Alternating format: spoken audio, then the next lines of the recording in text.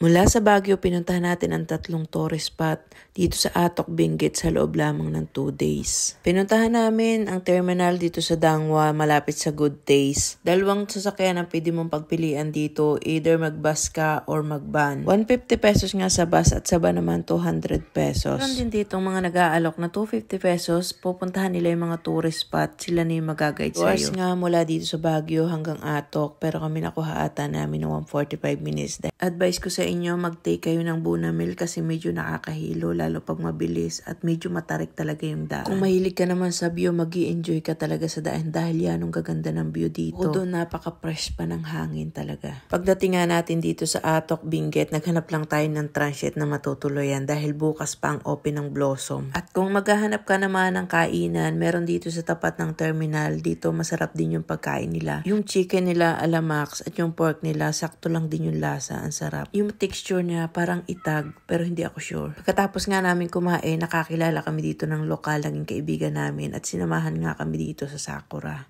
Mag-anak silang magkakasama at super bait nila, guys. Kasama namin si Kuya. Si Jun.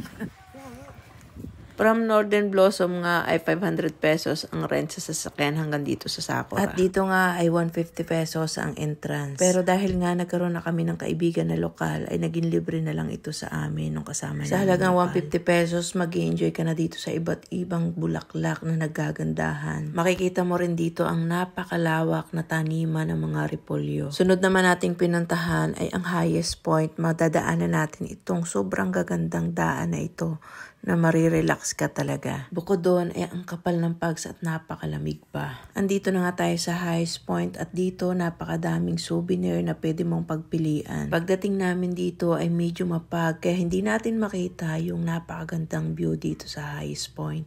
Kung magawi ka nga dito at gusto mong kumain, ay meron ditong restaurant sa tapat ng highest point.